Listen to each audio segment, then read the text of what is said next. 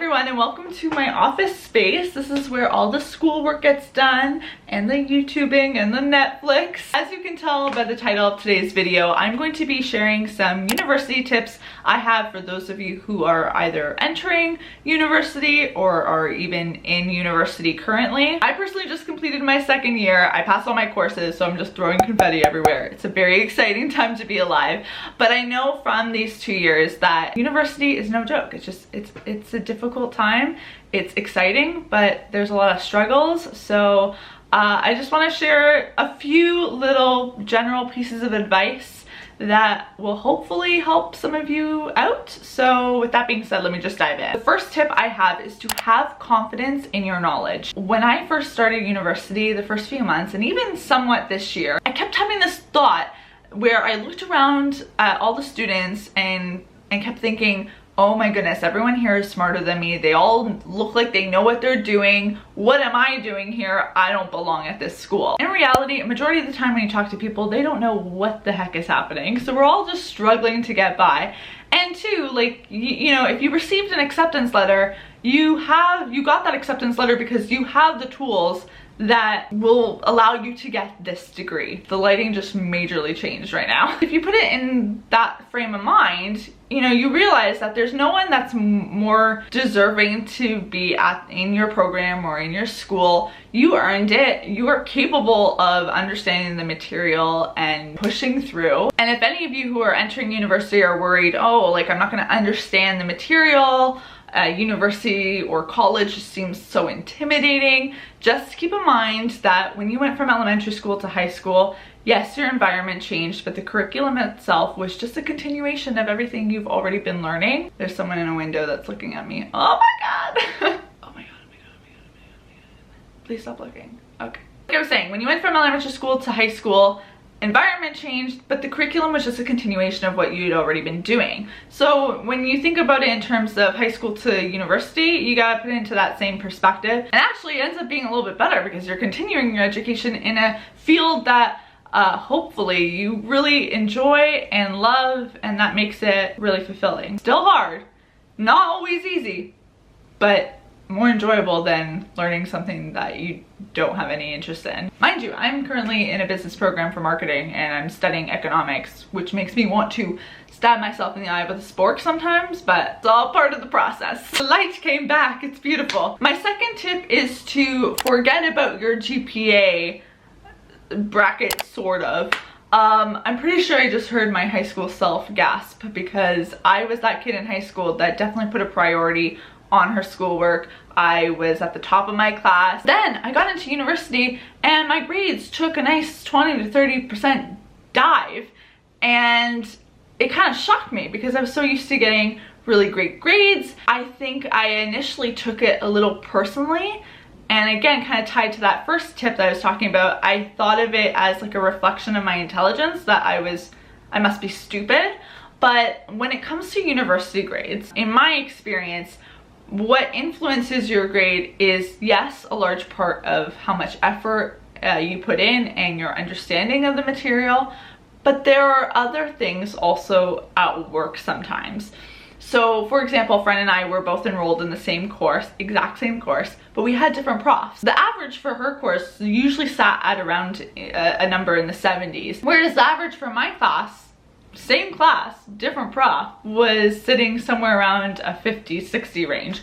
It was quite a gap. And in that regards, my grade was being, you know, kind of influenced by a different teaching style, which probably was a little bit more difficult than the other profs. Don't be too freaked out about that situation happening to you though, because usually there are bell curves that happen to kind of even things out. I won't even go into that stuff, but the point is, like, I had to change the relationship I had with my grades. I couldn't take it too personally. Just because I have a certain grade and someone else has a higher grade doesn't mean that they're necessarily more smart than me or just gonna do better in life than me.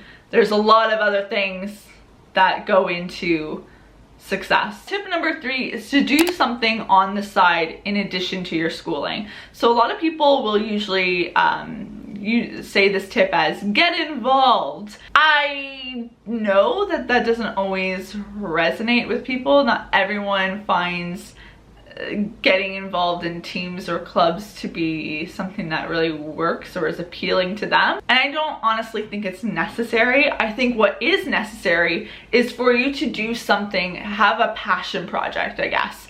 And if that means joining a team or a club and that's something that is fulfilling to you, awesome, go do that. But if that means staying at home and maybe starting a blog, go do that. Whatever it is that you find you can be passionate about, invest time into it. The reason I think it's so important is because it helps your mental health in school. And if you don't have something else that's fulfilling you, I find it's easy to get, you know, caught up in school and maybe in grades, or maybe you just are, you know, unhappy with your program or some of your courses and you just need a release. Well, having passion projects is the way to get that release and to re-energize yourself. For me personally, when I'm in school mode, I become a very stressed person.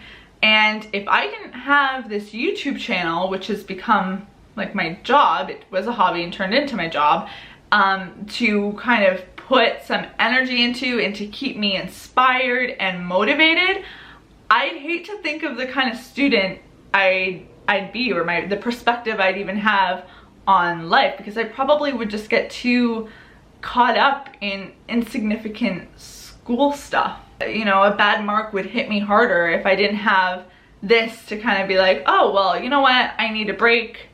Let's go do this thing that I really love doing. So like I said, find something that you love doing and do that and invest time into it. It's important. Kind of piggybacking off that point, the fourth tip is to work hard and play hard. So work hard. It means stay on top of your readings each and every single week. Don't take 2 days off like after a test and think, oh, well, I just wrote a test, I need a few days to recover. Maybe take like an afternoon, but you have to keep a consistent pace, because it's scary how easy it is to get behind, but you don't need to be scared of it if you, you know, do all the things that you need to do each week. So the way I keep on track is I keep a bullet journal with the lists of things that I need to do each and every single day and throughout the week. If you want to see me do more videos on that, let me know. I do have some videos already, so those will be linked in the description box. I also always try and find moments in my day where I can fit in a little bit of work here and there. So if I have a class, 2 classes back to, or not back to back, but there's 2 classes and maybe like a 2-hour period in between them, I find a way where I can use at least one of those hours to do a reading or to do notes or homework questions. Because even though it doesn't seem like it's a very significant amount of time right now, 1 hour, you know, you add all those things up and all of a sudden you've done a lot of work towards one or all of your courses. Be smart with your time, because you'll learn that it's the most valuable asset you have. And then the second point, play hard, means just that, is to also, you know, work, but also reward yourself. You are very important. Take time for yourself. Obviously, this all has to happen with moderation, but it really baffles me when people say, well, I don't have time to do this because I have a test coming up or I have an assignment coming up. Well, the reality is in university, every week you have a test or an assignment or something that needs all of your time and attention, or what you feel like is all of your time and attention. And if you never take or allow yourself to have those little moments for you, then you never will, and you're just gonna drain yourself out. And then you'll go on to a career and you won't have time for yourself then either. And all of a sudden you've created this bad relationship with work. I'm such a strong believer in working hard, and you know, I'm in a really tough program and I have a YouTube channel that I am consistently working on, that makes my life much more difficult to have it, because it adds a lot more work and pressure onto my plate. But I love it. I love the intensity of it. But at the same time, if I don't have those moments where I don't do work, then I would not be a very pleasant human being. So hopefully that made sense, and I hope something within these tips that I shared provided you with some value. If you have any specific questions, let me know in the comment section down below. I'll be happy to answer them. I do want to be creating more student related content because I know a lot of you have either questions about it or are curious about it, and I want to take advantage of the fact that I do have this perspective right now. Give this video a big thumbs up if you enjoyed it. Hit the subscribe button and the notification bell if you haven't already. I will see you all very soon with a new video, and until then, bye everyone. We could run away, we don't gotta stay